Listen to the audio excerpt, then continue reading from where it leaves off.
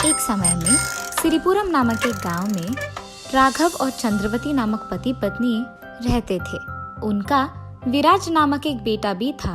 चंद्रवती का पति और उसका बेटा दोनों उसी गांव में काम करते थे।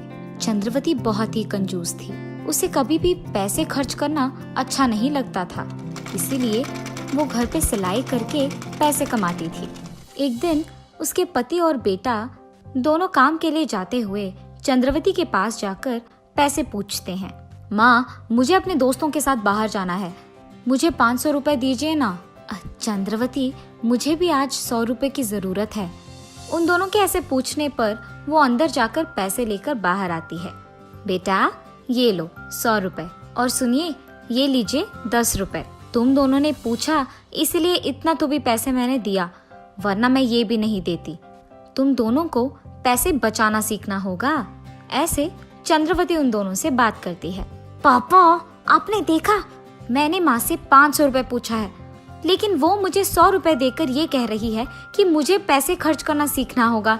देखा आपने? बेटा, तुम्हारी माँ के बारे में तो हम जानते ही हैं। उसने हमें पैसे दिया, यही बड़ी बात है।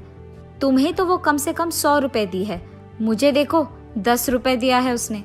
ऐसे ही बाप बेटे दोनों हर रोज चंद्रवती के कारण किसी न किसी बात पे दुख होते थे। ऐसे कुछ दिन बीत जाते हैं। एक दिन सरला नामक एक औरत चंद्रवती के पास सिलाई करवाने जाती है। उसको कपड़ा देकर वही बैठकर चंद्रवती से बात करती रहती है। चंद्रवती के घर में तो सभी काम करते हैं, और इतना ही नहीं, ये इतनी कंजूस है कि घर कोई आए भी तो उन्हें कॉफी तक नहीं देती है। इसे सिर्फ पैसे बचाना आता है, खर्च करना नहीं। इसीलिए मुझे अपने बहन की बेटी का रिश्ता यहाँ लाकर चंद्रवती के बेटे से उसकी शादी करवानी होगी। ऐसे ही वो भी खुश रहेगी। चंद्रवती, मेरी बहन की बेटी ना बहुत पली पड़ी है और बहुत समझदार भी है। वो घर पे रहकर पैसे कमाती है, और इतना ही नहीं, मेरी बहन की बेटी ना बहुत अमीर भी है। अब उनका भी तो एक ही बेटी है। वो सोच रहे थे कि कोई अच्छे नौकरी करने वाले मर्द से उसका शादी हो जाए, और अब तुम्हारा बेटा भी तो अच्छी नौकरी ही कर रहा है, तो क्यों ना हम उन दोनों की शादी करवा दे। सरला तो कह रही है कि एक ही बेटी है और अमीर भी है, तो उनके बाद वो सारा जायदाद मेरे बेटे को ही आएगा। लग रहा है कि ये अच्छा ही होगा। तो मैं ऐसे करती हूँ, सबसे पहले मैं उनके घर जाकर ये देखती हूँ कि वो अमीर है कि नहीं, और उसके तुरंत बाद इन दोनों की शादी करवा दूंगी। ठीक है सरला, कल ही हम दोनों तुम्हारे बहन के यहाँ जाकर बात करेंगे। ये फैसला करके चंद्रवती अगले ही दिन सरला के बहन के घर जाकर उनका घर को बड़ा देख आश्चर्यचकित हो जाती है। खुशी से वो उसके घर जाकर उसके पति को जो कुछ भी हुआ समझाती है, और उसके तुरंत बाद कुछ ही दिनों में वो सरला की बहन की बेटी कल्पना से उसके बेटे का शादी करवा देती है।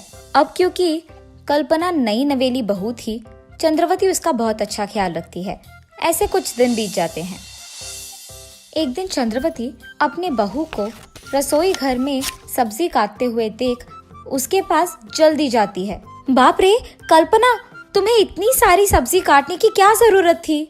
आज से तुम मुझे बताए बिना सब्जी मत काटो। फिलहाल तुम सिर्फ इन 4 टमाटर को काटकर खाना पकाओ, और उसमें मिर्ची पाउडर ज्यादा डालो, और बस सभी के लिए ये ठीक रहेगा।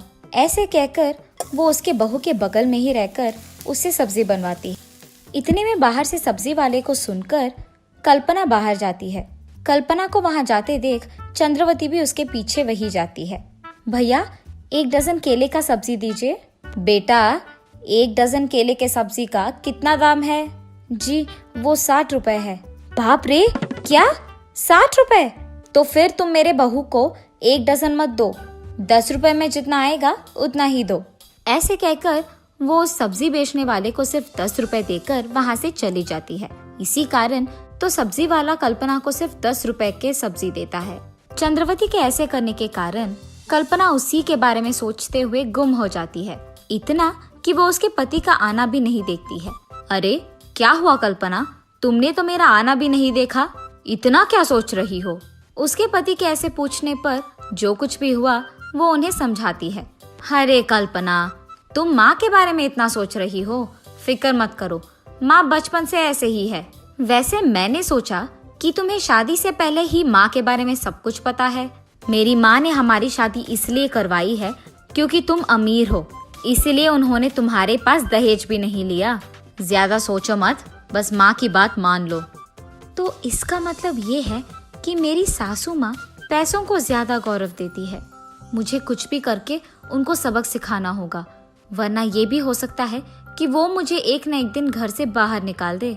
इससे पहले मुझे उनका बर्ताव बदलना होगा। ये फैसला करके वो अगले दिन उसके सासू माँ के आने से पहले ही खाने में ज्यादा सब्जी और कम मिर्ची पाउडर डालकर बनाती रहती है। अरे कल्पना, मैंने तुम्हें पहले ही बोला है कि मुझे ऐसे बताए बिना खाना मत पकाओ। तुम इतने सारे सब्जी डालकर खाना क्यों बना रही हो? सासू माँ, हमारे घर में खाना ऐसे ही बनता है। हम कम सब्जी डालकर ज्यादा मिर्ची पाउडर डालकर नहीं बनाते हैं। और तो और सब्जी जब हम खरीदते हैं तो सारे घर वालों के लिए खरीदते हैं, ऐसे 10 रुपए का सब्जी नहीं खरीदते हैं। इतने में बाहर फल बेचने वाला आता है। उसकी आवाज सुनते ही कल्पना बाहर जाकर उसके सासू माँ के सामने ही सारे प्रकार के फल को 1-1 किलो में लेती है। चंद्रवती ये सब देख दंग रह जाती है। अरे ये क्या, ये तो मेरे कहने के एकदम उल्टा कर रही है। अब अगर मैं ज्यादा पूछूं तो शायद ये और पैसे खर्च कर देगी, इसीलिए मेरा चुप बैठना ही बेहतर है। ये सोचकर चंद्रवती वहां से चली जाती है। लेकिन कल्पना तब से जानबूझकर उसके सासू माँ के सामने आते जाते सारे लोगों से कुछ ना कुछ खरीदती रहती थी। ऐसे कुछ दिन बीत जाते हैं। एक दिन जब कल्पना ढेर सारे सब्जियां खरीदकर घर के अंदर जा रही थी, चंद्रवती उसे देख ऐसे कहती है, ये क्या है कल्पना, रोज रोज तुम्हारा खर्चा बढ़ ही रहा है। मैंने सोचा अगर मैं चुप रहूंगी तो तुम्हें खुद समझ आ जाएगा, लेकिन तुम तो अभी रुकने वाली नहीं हो। अरे सासू माँ, अगर अब हम खाना ठीक से नहीं खाएंगे तो जितना पैसे हमें सब्जी खरीदने पे खर्च करना है उससे कहीं ज्यादा अस्पताल के बिल पे खर्च करना होगा। इसीलिए हमें अच्छा खाना खाकर स्वस्थ और तंदुरुस्त रहना होगा। अगर हमारी तबीयत अच्छा है तो ज्यादा पैसे कमा पाएंगे ना। सुनो कल्पना, सिर्फ स्वस्थ रहने पर हम ज्यादा पैसे नहीं खरीद पाएंगे, हमें बचत करना होगा। ऐसे ही हम ज्यादा पैसे हमारे पास रख पाएंगे। सासू माँ, मेरे पास एक विचार है, क्यों ना मैं घर पे बैठे ही एक व्यापार ना करूं? ऐसे तो मैं आपसे 4 गुना ज्यादा पैसे कमा पाऊंगी। तब आपको ये सब्जी वब्जी खरीदने में पैसे खर्च हो जाएंगे, इसकी परेशानी नहीं होगी। मगर उस व्यापार के निवेश के पैसे मैं माँ से भी ले सकती हूँ, पर अगर लूंगी तो उन्हें ही लौटाना पड़ेगा। पर अगर आप ये पैसे देंगे तो जो भी लाभ होगा सिर्फ हमें मिलेगा। बेटी, तुम कह रही हो कि इस व्यापार से हमें 4 गुना ज्यादा पैसे मिलेगा, तो फिर निवेश के पैसे अपनी माँ से लेने की क्या जरूरत है, मैं खुद तुम्हें दूंगी। ये कहकर वो पैसों की लालच में निवेश के पैसे कल्पना के हाथ में देती है। लेकिन सासू माँ, सिर्फ इतने पैसे काफी नहीं होंगे, हमें इस घर को गिरवी रख के उन पैसों को भी मिलाकर व्यापार शुरू करना होगा। चंद्रवती कल्पना के ऐसे कहने पर आगे पीछे सोचे बिना, उसके पति और बेटे को भी बताए बिना घर को गिरवी रख के आए हुए पैसों को कल्पना के हाथों में देती है। ये होकर 1 साल बीत जाता है। उसके बावजूद कल्पना कोई भी पैसे चंद्रवती को लाकर नहीं देती है। ये देख चंद्रवती परेशान हो जाती है। चंद्रवती कल्पना के पास जाकर उसके पैसे पूछती है। हाँ सासू माँ, आपने मुझे पैसे कब दिया, और आप मुझे भला देंगी भी क्यों? कल्पना के मुंह से ये बातें सुनकर चंद्रवती चौंक जाती है और उसके बेटे विराज को जाकर जो कुछ भी हुआ बताती है। माँ, आप फिक्र मत करो, मैं अपनी बीवी के पास जाकर ये पता करूंगा कि उसने आपके पैसे क्यों नहीं लौटाए। उसके माँ से ये कहकर विराज उसके कमरे में जाकर सोच में पड़ जाता है। मेरी माँ अगर इतना दुखी है तो इसका मतलब यही है कि मेरी बीवी ने उनसे पैसे लिया ही होगा। लेकिन मेरी बीवी तो अमीर है, वो माँ से भला पैसे क्यों लेगी? कल्पना से पूछकर भी कोई फायदा नहीं है, इसलिए मुझे ही उसके बारे में सच पता करना होगा। ये फैसला करके वो शहर में रह रहे उसके बीवी के रिश्तेदारों के पास जाकर सच का पता लगाता है। तब उसे ये पता चलता है कि उसकी बीवी अमीर ही नहीं है। कल्पना के माँ बाप ने उसकी माँ चंद्रवती से झूठ कहा था। ये सुनकर विराज दंग रह जाता है और घर आते ही उसके माँ के सामने ही कल्पना का सच पूरा बाहर निकाल देता है। क्या तुम अमीर नहीं हो? देखो कल्पना, तुम अमीर नहीं हो ठीक है, लेकिन तुमने मेरे पास जो पैसे लिया है वो तो लौटा दो। सासू माँ, मुझे माफ कीजिए। जो पैसे आपने निवेश के लिए दिया था उससे मैंने व्यापार शुरू तो किया, लेकिन मुझे नुकसान भुगतना पड़ा और अब मेरे पास कोई पैसे नहीं है। मुझे पता नहीं चल रहा था कि आपको मैं ये कैसे बताऊं, इसीलिए मैंने झूठ कह दिया कि आपने मुझे पैसे ही नहीं दिया। कल्पना की इन सारी बातें सुनकर चंद्रवती आश्चर्यचकित हो जाती है और इसी बारे में सोच सोच कर वो बीमार पड़ जाती है।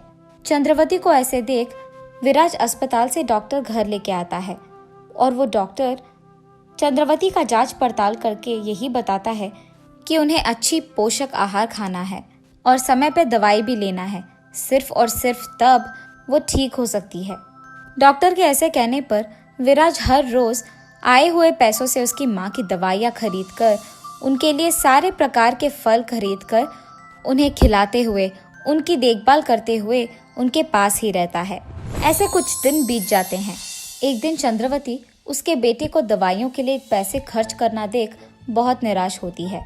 उसको ऐसे निराश देख विराज उनके पास जाकर ऐसे पूछता है, माँ, आप अब भी पैसों के बारे में सोच रही हैं?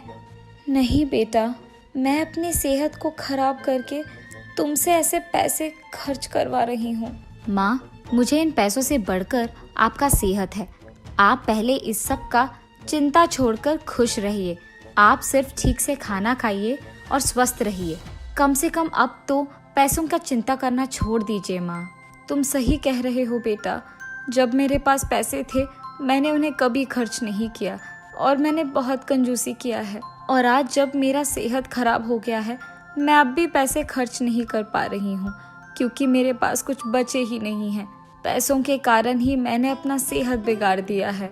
अगर अब भी मैंने अपना बर्ताव नहीं बदला तो मैं हमेशा पछताऊंगी। तुम सबको भी मेरे कंजूसी के कारण बहुत भुगतना पड़ा, उसके लिए मुझे माफ कर दो बेटा। मैं आइंदा ऐसे कभी नहीं करूंगी। उसकी ये सारी बातें कल्पना वहीं रहकर सुनती है। मुझे माफ कीजिए सासू माँ, मुझे पता है कि आपने मेरी शादी आपके बेटे से इसीलिए करवाई है क्योंकि मैं अमीर हूँ, लेकिन मेरे अमीर ना होने के बारे में आपको पता लगने के बावजूद आप में कोई बर्ताव नहीं आया। इसीलिए मैंने आपको सच नहीं बताया कि आपके पैसे मेरे पास सुरक्षित है। आप में ये बदलाव आए इसीलिए मैंने ये सच अब तक किसी को नहीं बताया और आपको ऐसे दुख पहुंचाया। मेरा इरादा ये नहीं था। मेरा इरादा सिर्फ आपको बदलना था। आज से आप खुश रह सकती हैं क्योंकि आपके दिए पैसों को मैंने खर्च नहीं किया है। बेटी, मेरे ही कारण और मेरे बर्ताव के ही कारण तुमने ये सब किया और तुम्हें इतना करना भी पड़ा।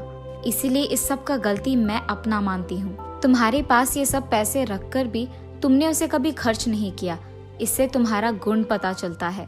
अब से मैं किसी को भी अपनी कंजूसी से ऐसे दुख नहीं पहुँचाऊंगी। ये वादा करके चंद्रवती उसके बर्ताव में बदलाव लाती है और उसके घर और परिवारवासी सारे खुश रहते हैं।